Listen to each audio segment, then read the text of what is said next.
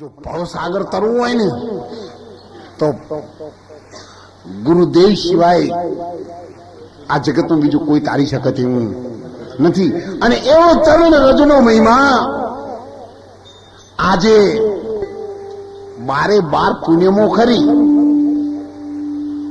આ પુણ્ય મોટી ના હોય પણ મહિમા વાળી પુણ્યમ હોય. પુણ્યમ કોઈ મોટી ના હોય. હો, આપણે નથી લોકો કહેતા જાહેરમાં ભાઈ ગુરુ પુણ્યમ એટલે મોટી પુણ્યમ. મોટી ના હોય, ચંદ્રમાં મોટો ના હોય.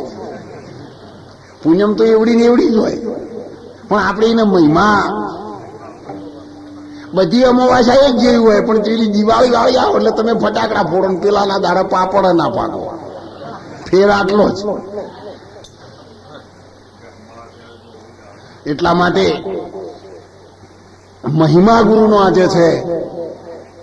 અને એ ગુરુ ગુ એટલે ઇન્દ્રિયો, અંધારું, અને રૂ એટલે અજવાળું. ઇન્દ્રિયોના અંધારામાંથી અજવાળામાં લઈ જઈ અને આ સુરતાને કાયમના માટે સ્થિર મુખ્ય ખૂંટો બતાવી શકે. રેજે ખરા ધણીના ખૂંટે તો તારા અનેક બંધન. અને એવા વચનની સાથે તારી સુરતાને રાખજે. અમરાપુરનું સુખ માલો. वचन आर वचन पार वचन की ढकढेरिया, वचन में से वचन निकाले वो सदगुरु अमेरिया. એટલે શેરડી કેરો રસ કાઢી જેનું સાકર પાડ્યું છે, પણ નામ અક્ષરને કઈ ન અડે. જે નામ છે ને એને કઈ અડે એવું નથી, કારણ કે પોણીમાં રમે છે. એને તમે ચોલ્લો કરવા જાઓ તો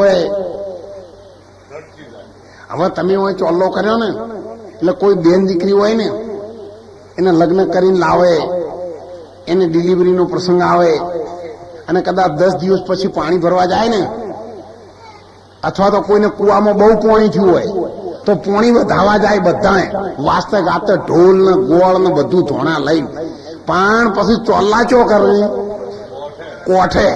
અને પાણી ક્યાં છે? વધાવા ગયા પાણી. ત્યાં પાણી તો આ ચોલ્લો કરતા નહીં, આ તો કોઠે વળી ગયા થઈ જઈને વસ્તી તો. એટલે હું એ તાણ જે ચોલ્લા કરું છું ને એ બધા કોઠે કરું છું. પાણી છે ને એક નેચું છે, જો આ જડી જાય ને ત્યાં કીધું છે નમણ વઠે નીર ભર્યા સંતો ભાઈ વિના ભજન કોણ. જો તમે નમો છો ને તો પાણી ભરેલું છે અને તમે પાણી જેવા જ રહેજો. કોઈ દાડો પૂરા ના થતા. પૂરા થયા ને તો કોઈ ગયનું મેલશે ને એટલે તમે મોય આવશો, પણ થો તો પાણી જેવા થજો. કોઈ દાડો પૂરા જેવા ના થતા. ને પૂરા નહીં મુશ્કેલી, પાણી જ થાવ. પાણી તેરા રંગ કેસા જિસ્મો મિલાઓ. અને એવા ગુરુચરણનો મહિમા જાણવા માટે એક ઋષિ તપ કરતા હતા. અને પરીક્ષિત રાજાને જયારે અજ્ઞાન ઉપજ્યું ત્યારે ઋષિના ગળામાં નાખ્યો. સાપ લઈ જઈ અને પરીક્ષિત રાજા પેલા તપ કરતા હતા ને, આ ઋષિના ગળામાં જઈને નાખ્યો. લોકો અને આવું શું કા કરવું પડે? પેલો તપ કરતો તો એને જઈને નડ્યો. આ તો એક રાજા તપ કરતો તો શંકર ભગવાન બેઠો બેઠો, એટલે 400 મહિના 12 મહિના થઈ ગયેલા.